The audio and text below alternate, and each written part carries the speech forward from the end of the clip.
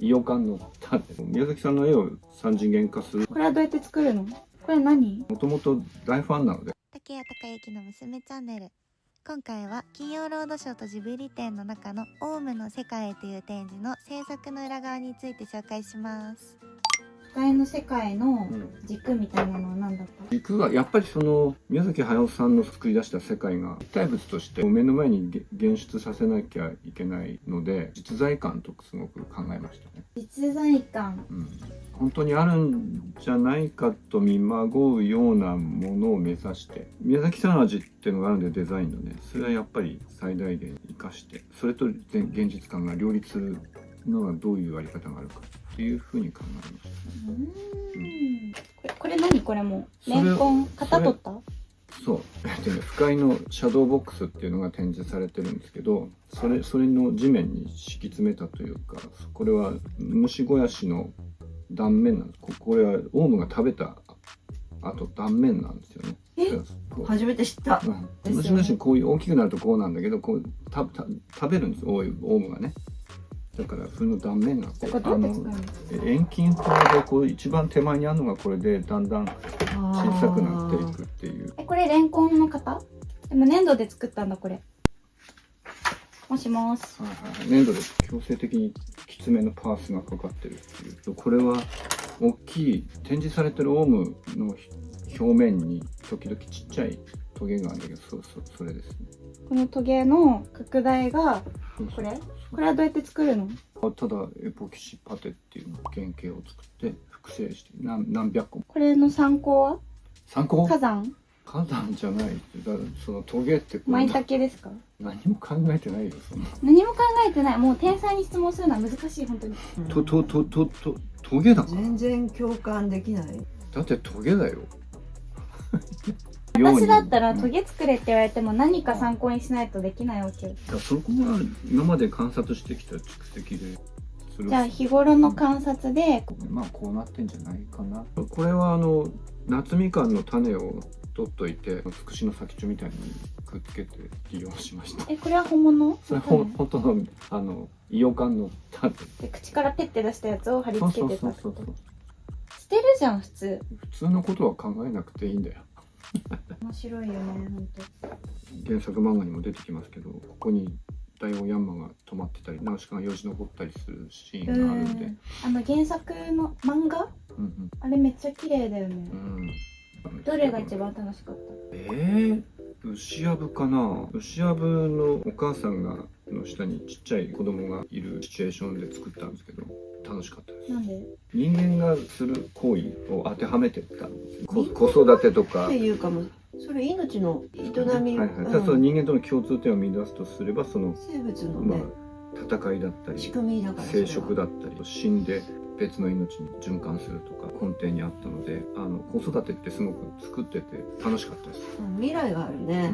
で親子でほら見に来る鑑賞者もいるから、ここに見る人との共通点が現れるじゃない。おじいちゃんあんなにね動物殺した人なのに、パパはこう生き物を育み出現させるっていう方向に面白いなと。殺してる数は変わんないですからね。たらことかいくらとか食ってるんですか。変わるでしょ、銃でバンバン撃ち殺してる人ってさ。それはそれでありがたい仕事なんだけど。いや、そうだ、ないと困るね。立体化するのが特に難しかったものは？大きく作るのがやっぱり難しい。でも最初は絵じゃん。宮崎さんの描いた絵じゃん、これは。それを立体にするときに、例えばどういう構造にするとか、この動くっていう構造は福本さんっていう人に一生懸命考えてもらったんですけど、ただ展示物は動かないので、ラフ描いてここはこんなラインでとか、デジタルの飯田さんに作ってもらったりとか、それをもう発泡スチロール、でかい発泡スチロールのケースの機械があるので、みんなで寄ってたかって。でも色とかもでっかいのを塗るのは人なわけじゃん。そうだね。まあそういうのはこの本の中に載ってると。そうですね。お客さんが気づかなそうな隠し要素はある。ライティング暗いんですけど、よく見ると小さい虫なんかもそこかしこに配置してあって隠れてるので、なんかそういうのを見つけてもらって楽しんでもらえたらいいなとは思いますね。小さいのが潜んでるのが可愛い。チアブベイビーとか、これのベイビーもいたよ。それはなんだっけ、ミノネズミ。ミノネズミベイビーもいた。そういうのを感じ取ってもらえるような表現って何かある？その宮崎さんが表現してる不快のその湿度感だとか、そのほわほわの胞子が舞ってる感じとか、造形だけではやっぱりポワポワ生やしてみたりね、菌類生やしてみたりはするけど、例えばライティングで光の粒みたいなのがこうふわーっと舞ってたりとか、わやわやしてる画面がこうゆっくり動くとか、そういうのはやってもらってる。でなんか深い特有の表現だもんね、それ。深海の世界にちょっと似てて、アニメーションとか原作漫画の中でも深海っぽい表現があるので、入り口で正気マスク皆さんに配って、ちょっと変なアロマの変なアロマ匂いするのはどうかって妄想したことありますけど、それもあんまり現実的じゃないんで、もともとのナウシカの世界観の設定でもあるように、やっぱりここに人間がいてはいけないんじゃないか、そこに足を踏み入れちゃったんじゃないかっていう感覚に誘導したいっていうのはありましたね。異世界観のね。ナウシカの視点を一番意識したポイントはどこですか？ナウシカは不快っていうその危険だったり毒持ってたりとかする世界をあんまり嫌がらないで観察して研究して、そういうのとオーバーラップするように、私からしたら、ナウシカ視点になれるポイントっていうのは、なんか怖さだけじゃなくて、ちょっとこういうのとか若干友達になれそうな顔してたりとか、愛嬌があるねとか、それ宮崎さんのデザインの力だよね。ちゃんとよく見ると可愛いとこあるじゃんみたいな。可愛さは大事にしましたね。愛嬌とあんまりただただ怖くしていくのは違うかなっていうふうに思いながら作っていきました。お客さんに感じてほしいことってある？あれは架空の世界だけど、そこを出た後現実の世界の生物とか自然現象とか観察して面白いなっていうふうに、そんな子供がいたらそうなってくれたら嬉しい。でも私が小さい時に虫とかあんまり怖いって思わないで育ったんだけど、それはよく見てごらんとか言うからなんかスズメの死体とか触ってたもんね、平気で。怖いって思う前にこれどうなってんだ、汚いんだけどね。汚いは汚いけどちゃんと手洗わないといけないけど、それよりも観察していろんなことが思えた、人生が豊かになるに決まってるから、探すとところどころに小さい虫なんかもいたりして、そういう発見を楽しんでもらえると嬉しいなと思います。面白かった。これ何？もしゃもしゃはジオラマとか模型に使ういろんなの売ってるんです。緑色とか色ついて。これはただ接着剤をヨレヨレっとした。これはなんか拾った木の種だと思います。これも粘土で作ったやつだね。これはエポキシパテで谷口さんが作った。素材選びっていう点で言うとどういう風に探した？もうあらゆるものから使ってるわけじゃん。大好きなとろろ昆布は、展示ではやっぱり使えない。でこういうのを使った？このふわふわ。ふわふわはそうだね。フェイクファー。フェイクファー。ここふわふわ揺れていいかなと思って。服飾の子とかがそうです。湯沢屋とかで買うようなやつとかも使うし、自然物も使うし、いつもなんかパパって出かけるとこれいいのとか言って、なんかその辺に落ちてる、よくわかんない自然物を写真撮ったり持って帰ったりするじゃん。いつもそういうセンサーがあるみたいな感じ。そうだね。じゃあ素材選びはあらゆるものから。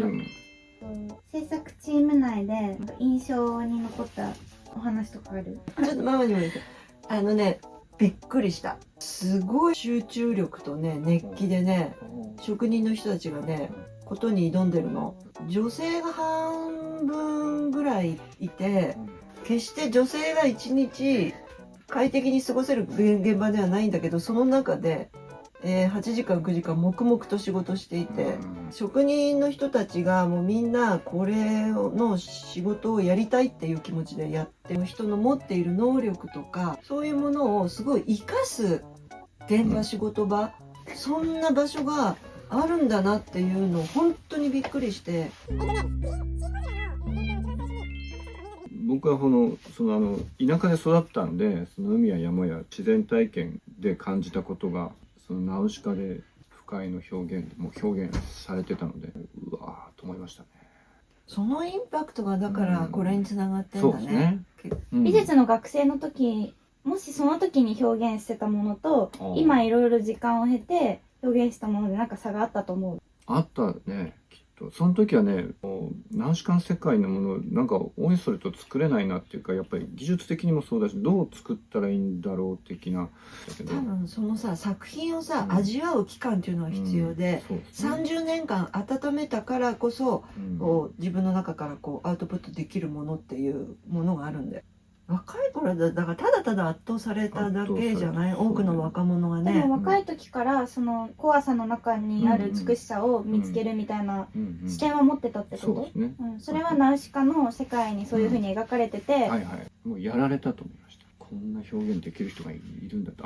そういう視点だけじゃなくて、作品にはもっといろんなものがぶち込まれてるので。そうだね。でも自分がやっぱ自然体験の中で育ってて、その自然の怖さと美しさを、日々感じてるものがそういう作品として出てきた時に、なんかそれで自分の思ってたことがこういう作品になってるのがあるなっていうので、わーってなったってこと？よくご存知で、娘の方がうまく喋れるね。っていうかあんたがこれだけで成立しないです。他の展示もありますから、いろんな今までのジブリの歴史だとか、そういうのと合わせて見応えがあるよね。だから総合的に、ね、私は魔女宅が好きだから、もうジジと写真撮れ満足。あれよかったよかった。うちのジジは写真撮らせてくんないから。で可愛いパン屋さんのさ世界とかも、危機の世界に来たみたいなのもありつつ、こっちのこういうのもありつつ、写真撮れるのいいですよね。フォトブースっていうこれもだって写真撮れるじゃん。見逃してほしくないポイントとかってある？いや、まあじっくり見ていただきたいですね。時々子供が入ってきてわーって泣きながら駆け抜けていく子供とかいるんですけど、じっくり見ていただきたい。まあ無理もないです。無理もないでしょ。いい体験なんじゃないかなって思う。すごくそれもね、怖いな。怖いなって思うのは普通にごく自然の本能のね反応だから。妖怪大戦争の死者に一緒に行った時に怖い怖いって言って、あれ音が大きいから怖かった。僕の前に豊川悦司さんが座ったんですけど、映画が終わったら春にごめんねって言ってました。なんかごめんねって言わせて申し訳ないですと思って。美術好きの人に見てほしい。草っぱらの作り込みとかが、金床の作り方がすごく素晴らしいので。金ちゃんのどこまでやる？違う。皆さん向けに作ってあるにもかかわらず、美術がすごく好きな人がいてもすごい楽しめる要素があるっていうことだね。そうなの。小さいお子さんも楽しめるけど、美術好きな人はより楽しめると思います。長いからもう終わりたいです。いいんじゃない？痛くない、怖くないだっけ？違う、どれも違うね。違うよ、手とだよ、手と。これなんかさ、怒りとさ、静まってる感情が入り混じってるよ、このオウム。オウムも複雑なんだね。